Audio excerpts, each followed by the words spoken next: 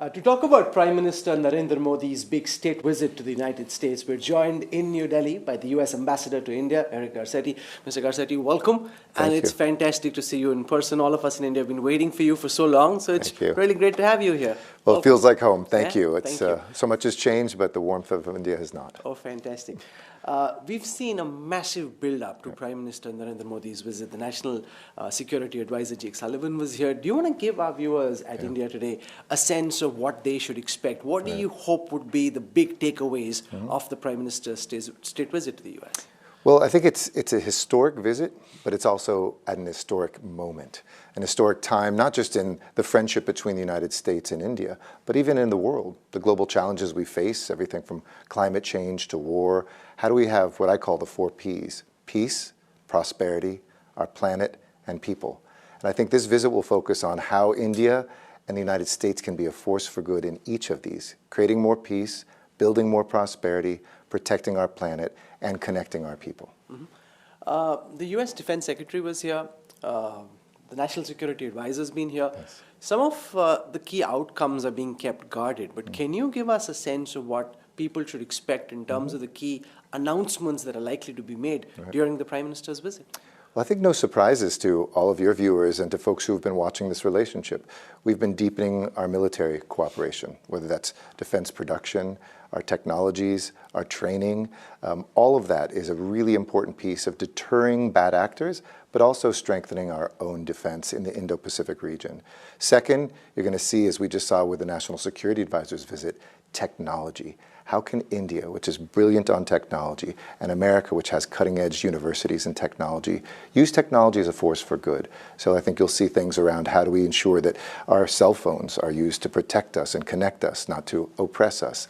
What can we do to have critical minerals move forward so the supply chain is diversified? And what can we do to lessen some of the trade wars that even at a small level we've seen burn for decades between the US and India?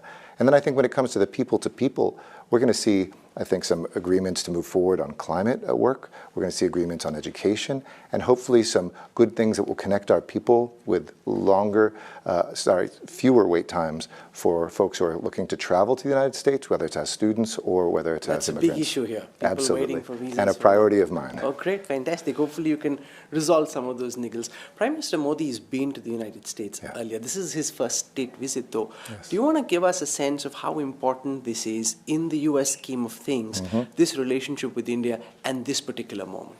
I think this is the most critical relationship growing in the world today. And I think that this visit reflects that.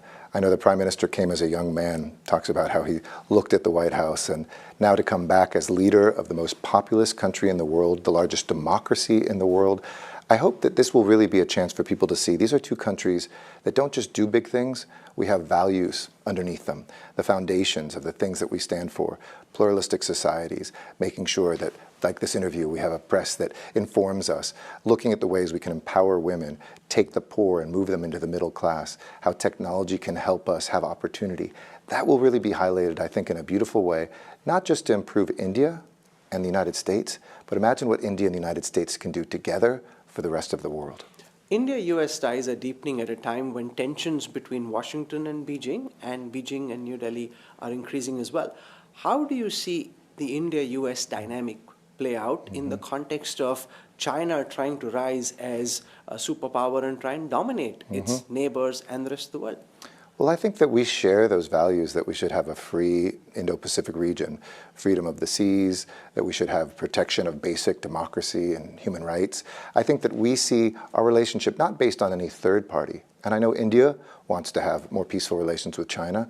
The United States wants to have more peaceful relations with China. But in the meantime, if we see any country out there acting against rule of law, acting against our interests, I think we have a deep friendship and in many ways a strategic partnership that says we will be there for each other in times of need. You know, you've come to India at a time when this massive visit's happening and everybody's been waiting for your confirmation to happen for you to come here.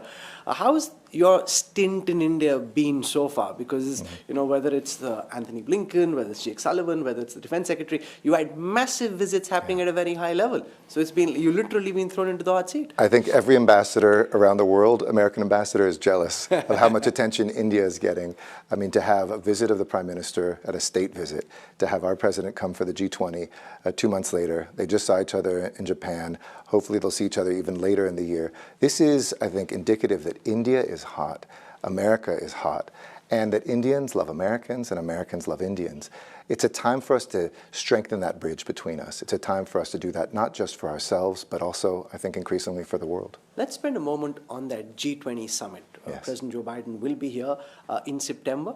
How do you see India's presidency shape up so far, and what do you think should be or could be the key legacy that the Indian presidency leaves behind?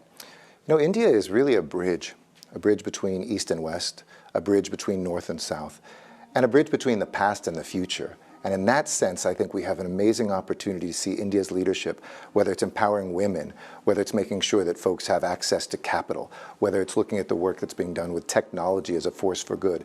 These things together, I think, can be the legacy of G20, and we're very excited to support India's chairing of this. We know it's a difficult time. We might not get unanimity on everything, especially when it comes to war.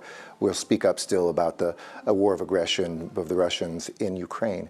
But that doesn't mean the other work has to stop. We will see, I think, some very productive, very important work, and we invite every country to join us in that here in India. Well, thank you very much. I hear that there's a huge demand for people to be in DC at that big dinner that President Biden Hottest ticket in town. Yeah, it is absolutely the hottest ticket in town. We look forward to seeing you there. Thank you very much, Ambassador. My pleasure. And we wish you all the best. Hope you have a great stint. And that promise that you just made about reducing visa times, everyone watching, I can guarantee you, would hold you to that. We're going to be working hard to get it done.